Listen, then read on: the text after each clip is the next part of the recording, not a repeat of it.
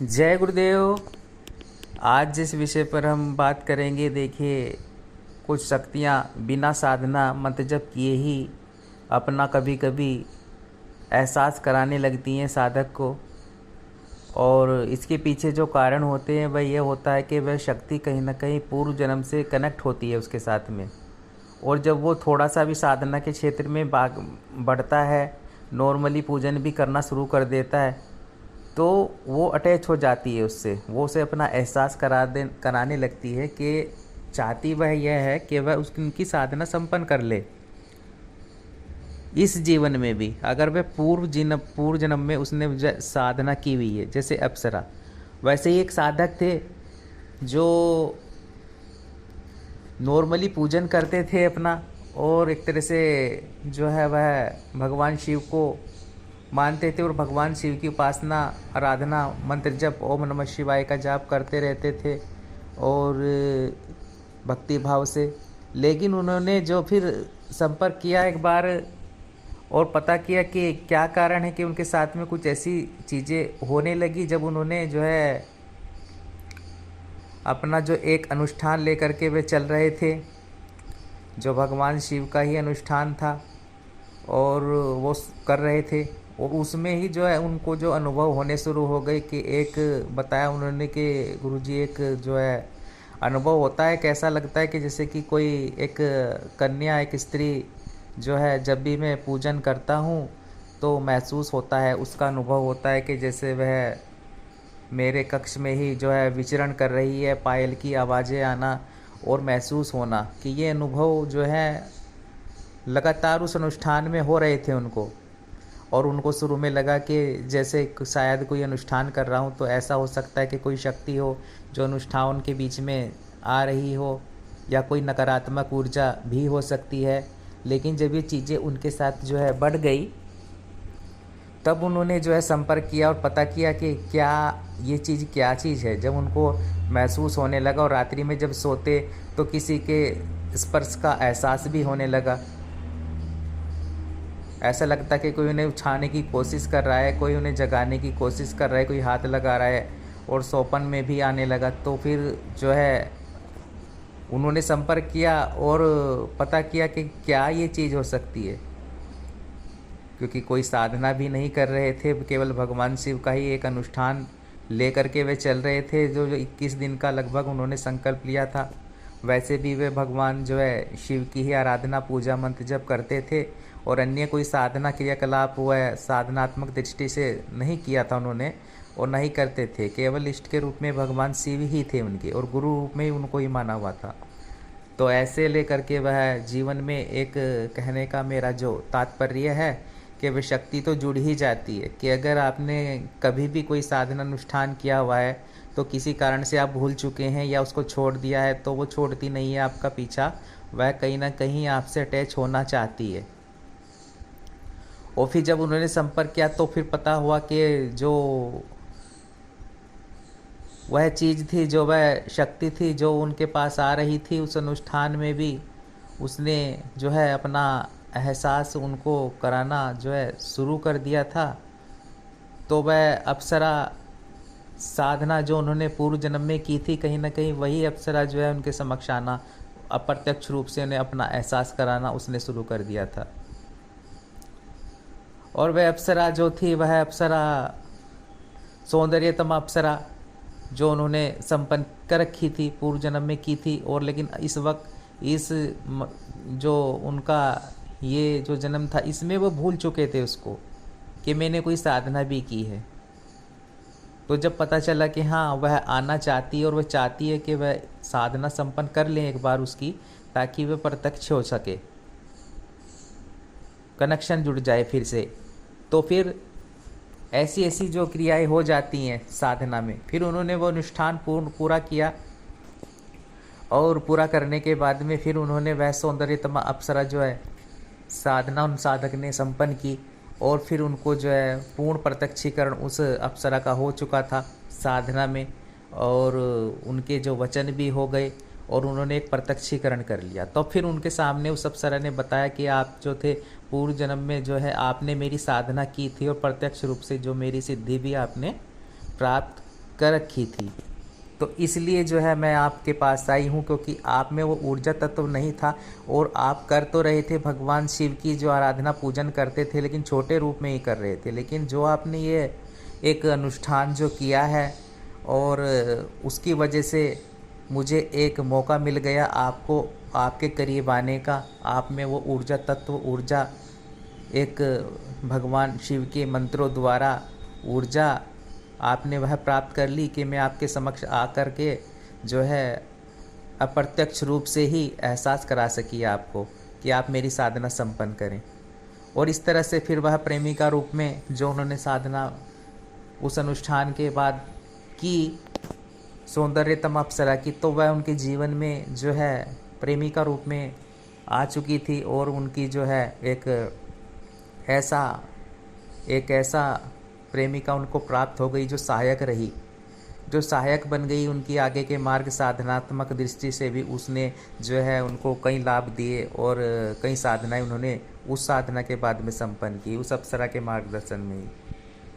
तो कहने का मेरा तात्पर्य है कि कभी कभी जीवन में ऐसा कुछ जो है चीज़ें जो दृष्टिगोचर हो जाती हैं जिनको हमें पता नहीं होता। कभी कभी हम ऐसी साधनाएं कर लेते हैं, और मैं इसलिए कहता हूँ कि करना चाहिए। कौन सी साधना कब जागृत हो जाए, कौन सी साधना में कब सिद्धि प्राप्त शीघ्रता से ही हो जाए, ये कहा नहीं जा सकता। ये कहा इसलिए नहीं जा सकता कि हमें पता नहीं होता, उन साधकों को भी पता होता नहीं है कि उन्होंने कौन सी साधना जो है की हुई है, किस साधना से वे कनेक्ट हैं पूर्व जन्म में।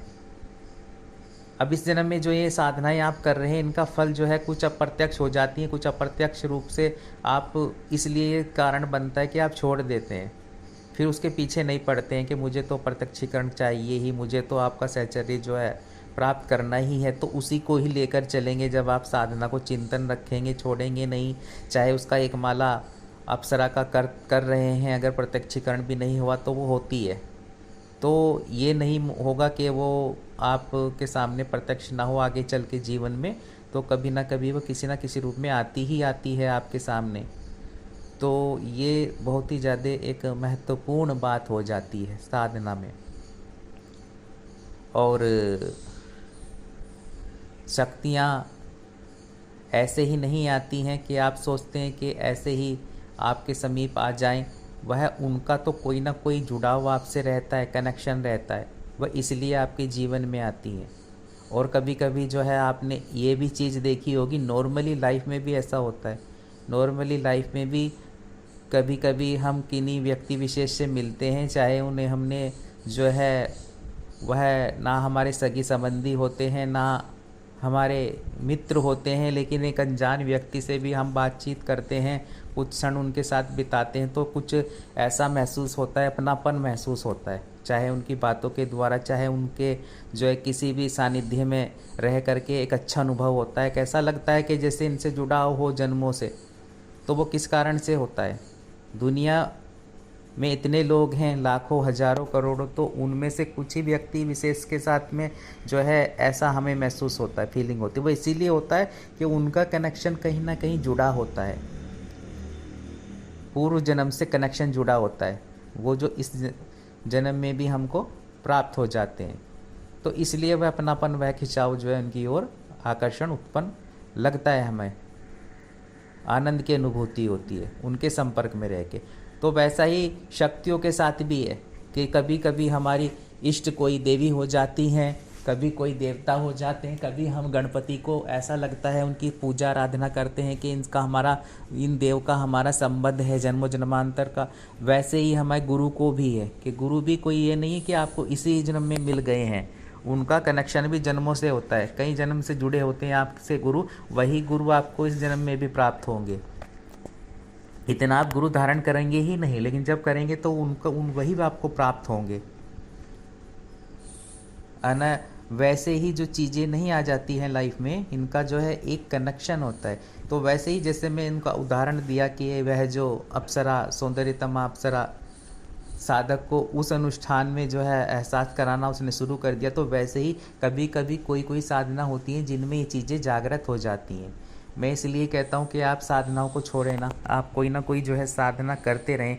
ये कहा नहीं जा सकता कि कौन सी अप्सरा, कौन सी यक्षिणी क्या आपने की हुई हो, किस जन्म में आपने की हो, जो इस जन्म में भी आपके साथ जुड़ने के लिए आतुर हो। और जब आप ऐसी साधनाओं में बैठेंगे तो वो आप उन साधनाओं की ऊर्जा तत्वों की वजह से जो आप में एक ऊर्जा बढ़ेगी तो वो आपके समक्ष आ जाएं। तो ऐसा भी कई साधकों के साथ होता है। मैं उस आधार पर आपके सामने ये जो है कुछ बातें रख रहा हूँ कि साधनाओं में कुछ भी घटित हो जाता है तो फिर ज़्यादा मेहनत नहीं करनी पड़ती। वो मेहनत इसलिए नहीं करनी पड़ती, वो जो कहते हैं ना कि 3 दिन में 2 दिन में प्रत्यक्षीकरण हो गया, वह अप्सरा आ गई, वो इसलिए आती है। फिर बाद में दृष्टिगोचर होती हैं चीज़ें कि ऐसा क्यों हो रहा था, आपको वह एहसास क्यों हो रहा था। जहाँ इतना टाइम लग जाता है आजकल साधकों को साधना सिद्ध करने में, वहाँ 3-3 4-4 दिन में कोई साधक के सामने क्यों शक्ति आकर के खड़ी हो जाती है, वह इसीलिए होता है। तो 2 तरीके हैं इसके। एक तरीका है कि आप साधना करें पूर्ण विधि विधान से, कि कनेक्शन आपका जो है जुड़ जाए उस अप्सरा, उस यक्षिणी, उस महाविद्या से। और दूसरा जो तरीका है वह यह है कि आप साधनाओं को ना छोड़ें। आपने एक साधना कर ली है तो वो अन्य साधना करें, फिर ऊर्जा जिससे आपकी बढ़े, निराश होकर के ना बैठें। कभी कभी साधक निराश हो जाते हैं और छोड़ देते हैं, वो छोड़ने वाली क्रिया ना करें। तो ऐसा कई साधकों के साथ हुआ है ऐसा। और कुछ चीज़ें तो ऐसी हो जाती हैं कि आपको साधना ही करने की आवश्यकता नहीं, कि नहीं किसी साधना में तो शक्तियाँ अपने आप ही जो है अन्य सिद्धियाँ प्रदान कर देती है कोई शक्ति। जैसे कि आप देखिए शमशान भैरव साधना जो बहुत से साधक करते हैं, एक शमशान भैरव साधना होती है जो 41 दिन की होती है। शमशान में ही रहकर कर सकते हैं आप, और या फिर करवा सकते हैं खुद से घर में रहकर। और भोग प्रक्रिया उसमें जो है तामसिक रूप से जाती है शमशान भैरव में। और उसमें क्या होता है, उसमें सबसे पहले आपके साथ में जो जुड़ेगी वह यक्षिणी जुड़ती है। शमशान भैरव बाद में आते हैं, पहले शमशान भैरव के साथ जो यक्षिणी चलती है वह यक्षिणी उस साधक को प्राप्त हो जाती है, वह बिन साधना के सिद्ध हो जाती है उसको। तो शमशान भैरव साधना में ऐसी क्रिया भी होती है। और बेताल जो साधना है उसमें भी ये क्रिया होती है, उसमें भी यक्षिणी को रक्षिणी प्राप्त हो जाती है उस साधक को। बेताल साधना में भी जो तामसिक विधि द्वारा भी है और सात्विक विधि द्वारा भी है, उसमें साधना भी 41 दिन की ही है वह, क्योंकि फिर वहाँ काम नहीं चलता 21 दिन से, या फिर आपने 11 दिन की कर ली। ऐसी साधना में जो प्रत्यक्षीकरण पूर्ण रूप से करना होता है तो लंबी साधनाएं लेकर के चलना होता है बड़ी बड़ी शक्तियों में। तो बेताल साधना भी है, उसमें भी यक्षिणी बेताल से भी पहले आ जाती है। और उसमें ध्यान मंत्र सब विधि बेताल की ही होगी या उन भैरव की ही होगी जो शमशान भैरव हैं। लेकिन वह बीच में साधना काल में 11वें 12वें दिन से जो है यक्षिणी का आना शुरू हो जाता है, प्रत्यक्ष रूप से साधक के साथ में वह जुड़ जाती है और संयोग उसे साधना में प्रदान करने लगती है। क्यों होता है ऐसा? ये इसलिए होता है, और कोई साधक बताता नहीं है, क्योंकि ये वास्तविकता अनुभव है। कोई कुछ बताता है, कोई कुछ बताता है कि ये कर लो वो कर लो, लेकिन जो हकीकत साधनाओं की होती है ये वह होती है प्रैक्टिकली रूप से। और वे सहायता वो सहायक बन जाती है उस साधक की। 11वें 12वें दिन से जो है आना शुरू कर देती है, महसूस होना लगता है उसको। तो ये सब चीज़ें साधक के साथ होती हैं, और उस शक्ति के साथ साथ वह सिद्धि भी प्राप्त कर लेता है साधक। तो उससे भी कार्य ले सकता है, उस यक्षिणी से भी। बेताल तो कार्य करेंगी ही, शमशान भैरव तो कार्य करेंगी ही, लेकिन वह जो यक्षिणी है वह भी साधक के एक संयोगिनी बन जाती है उसकी, और वह भी उसके कार्य करने लगती है, और वह भी उसको सिद्ध हो जाती है। तो कहने का मतलब है कि एक साधना किसी न किसी साधना से जुड़ी होती है, कोई अन्य शक्ति से भी वो आपका कनेक्शन करवा देती है, क्योंकि जो यक्षिणी रहती हैं ये शमशान भैरव के साथ रहती हैं, शमशान में विचरण करती हैं, बेताल वीर बेताल के साथ भी रहती हैं और उनके साथ भी विचरण करती हैं। अब अगर उनको बुलाओगे तो वह भी आएंगी जो इनके साथ रहती हैं, वह भी आपके पास आने लगती हैं शक्तियाँ। तो ये जो साधनाओं की एक वास्तविकता है, जब इनमें साधना करेगा साधक तब सफलता प्राप्त होती है, तब एक संबंध एक कनेक्शन जुड़ता है उस शक्ति के साथ में। खाली विधि से नहीं होता है कि आपको एक विधि दे दी, बस आपको एक सामग्री दे दी, आप उसी से कर रहे हो। वो इसीलिए हो जाता है कि आप जब किसी के मार्गदर्शन में रहो तो पूर्ण विधि होनी चाहिए। इसीलिए मैं कहता हूँ कि साधनाएं तो कई हैं और विधियाँ भी कई डाली हुई हैं, पत्रिकाओं में हैं और भैया यूट्यूब पर हैं, लेकिन वे जो दे रहे हैं अब उन्होंने ही प्रैक्टिकली रूप से किया हुआ नहीं है, तो वो फिर उसको आपको आगे कहाँ कनेक्शन जुड़ जाएगा कि एक साधना के पीछे कितने रहस्य होते हैं। फिर आप डर जाओगे, कोई ऐसी साधना दे दिए कि हम तो भैरव जी की कर रहे हैं, ये कन्या ये स्त्री कौन आने लगी। अब वो जो गुरु आपको दे रहे हैं उनको भी नहीं ये चीज़ पता, वो आपको बताते नहीं कि इस साधना में क्या क्या चीज़ें घटित हो सकती हैं। अगर ये भैरव साधना करोगे इसमें यक्षिणी भी आ सकती है, ये कोई बताता नहीं है, बताएगा नहीं है, या फिर उनके पास वो विधि ही नहीं है, अलग अलग विधियाँ हैं। खैर ये अलग एक विषय हो गया है और इस पर कभी और मैं चर्चा करूँगा, हो सके तो जानकारी पूर्ण जानकारी जो देने की कोशिश करूँगा इस विषय पर। और इस वीडियो का देखिए उद्देश्य यही था कि मैं वास्तविकता से आपको अवगत करा सकूं। साधना विधियां मैं यही कहता हूं कई हैं। आप कहोगे कि गुरुजी आप वीडियो दे रहे हो अप्सरा की और यही अप्सरा साधना जो है विधि भी है, अन्य जगह भी मैंने देख ली, लेकिन वो विधि तो देख ली है आपने, लेकिन उसके साथ जो पूर्ण विधान होता है एक साधना के साथ में वह अलग अलग होता है। वो सामने वाला व्यक्ति आपको अलग तरीके से करवा रहा है, जैसे उसने की है वो प्रभावी है या नहीं है ये मैं नहीं कह सकता हूँ, लेकिन जो मैं दे रहा हूँ जो मैं करवा रहा हूँ वह प्रभाव युक्त इसलिए मैं कह रहा हूँ क्योंकि वह मैंने खुद स्वयं साधकों को दिया है, स्वयं भी किया है। तो उस आधार पर सबके जो करवाने का तरीका होता है वह अलग होता है। विधि एक हो सकती है साधना की, मंत्र एक हो सकता है, लेकिन जो विधान होता है, जो भोग प्रक्रिया होती है साधनाओं से जुड़ी हुई शक्तियों के विषय में प्रैक्टिकली रूप से वह भिन्न होता है, बहुत ज़्यादा अलग होता है। तो ये बहुत ही ज़्यादा महत्वपूर्ण होती हैं चीज़ें और इसीलिए कहता हूँ कि शक्तियों को आप सोच समझ कर धारण करें, उसमें चाहे कोई अप्सरा भी है। कोई भी मंत्र उठा करके ना करना शुरू कर दें। और दूसरा एक बात ये भी मैं कहना चाहूँगा, क्योंकि सभी जानकारी मैं देने की कोशिश करता हूँ हर प्रकार की, कि महाविद्या साधनाओं को टच ना करें आप। महाविद्या साधना में इसलिए कहता हूँ कि जो 10 महाविद्या साधना है वह बहुत ही ज़्यादा तीक्ष्ण होती हैं। कई साधक हैं हमसे संपर्क भी करते रहते हैं कि गुरुजी हमने ये साधना कर रहे हैं, हम महाकाली का मंत्र कर रहे हैं, हम शमशान काली का मंत्र कर रहे हैं, हम भुवनेश्वरी का मंत्र कर रहे हैं, हम मातंगी का मंत्र कर रहे हैं इतने दिनों से, और फिर प्रॉब्लम में भी पड़ रहे हैं, वे कष्टों में घिरते जा रहे हैं। वो क्यों हो रहा है? वो इसीलिए होता है कि आप बिना दीक्षा के करना ही नहीं है।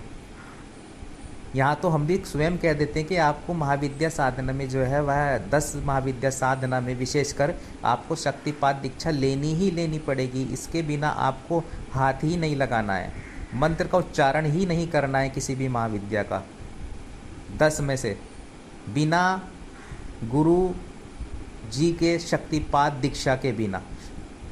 तो वो बहुत ही ज़्यादा महत्वपूर्ण होता है।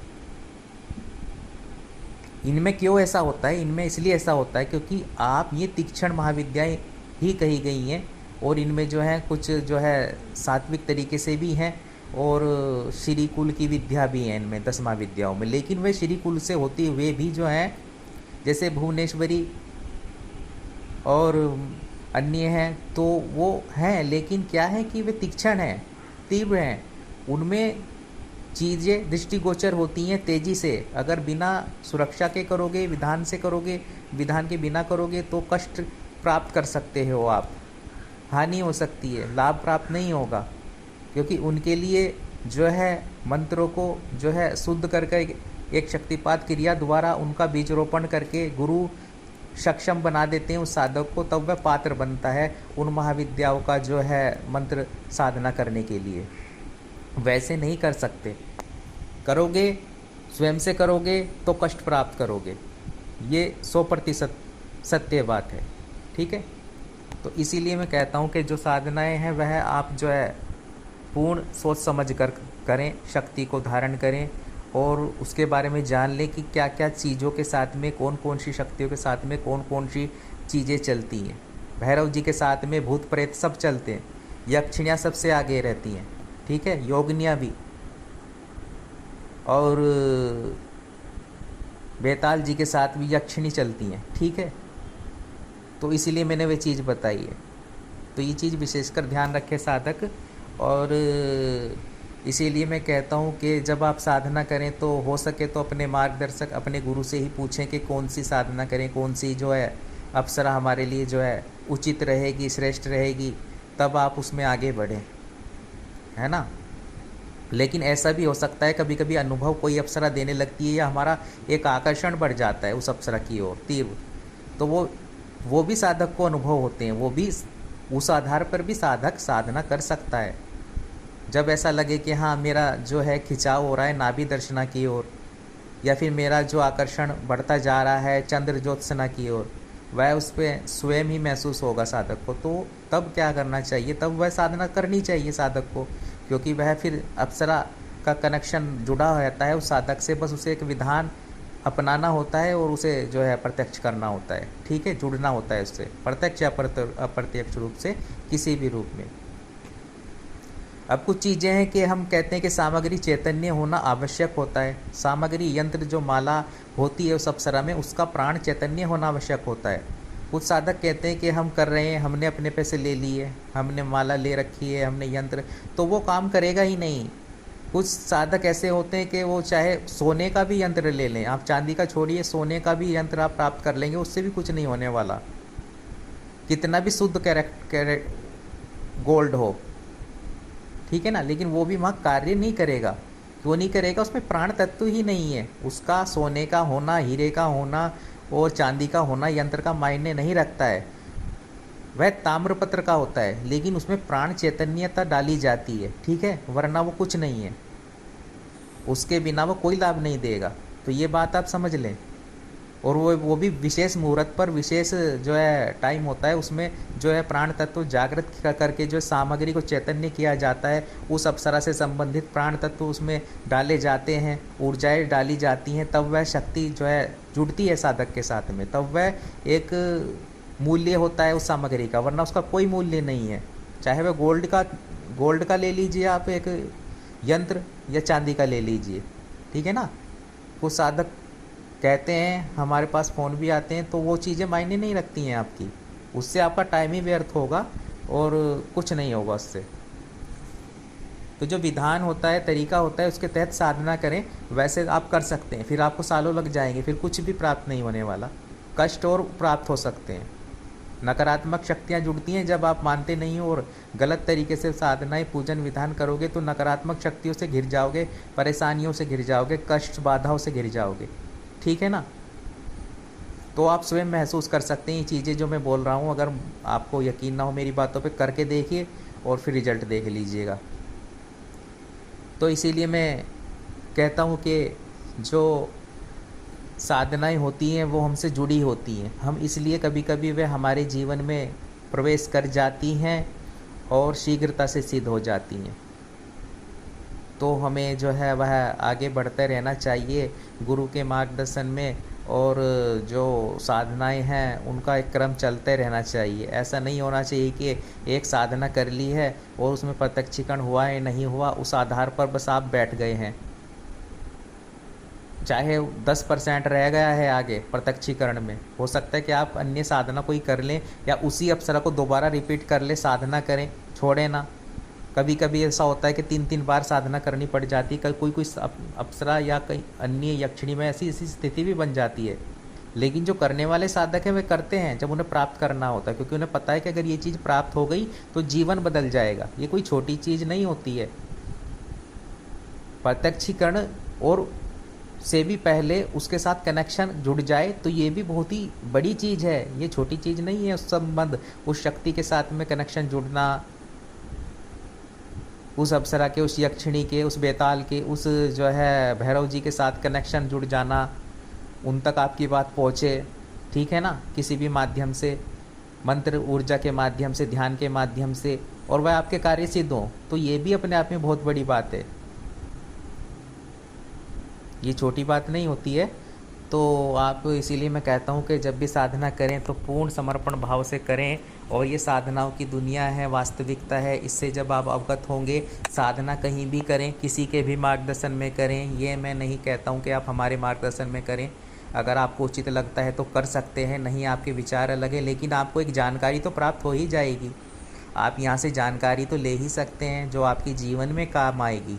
साधना कहीं भी करें, खुद से करें या किसी गुरु के संरक्षण में लेके ठीक है करें, ठीक है ना, कहीं से भी करें, लेकिन जब मार्ग रहेगा, पता रहेगा, जानकारी रहेगी, तब आप कर सकेंगे, समझ सकेंगे, ठीक है, और सफलता भी प्राप्त कर सकेंगे। तो आज के लिए इतना ही। उम्मीद है आप जो है लाभ प्राप्त कर सकेंगे और किसी भी साधना में जब बढ़ें, पूर्ण सफलता प्राप्त करते हुए जो है आप आगे बढ़ सकें। इसी कामना के साथ सद्गुरुदेव के चरणों में प्रणाम करता हुआ, जय गुरुदेव।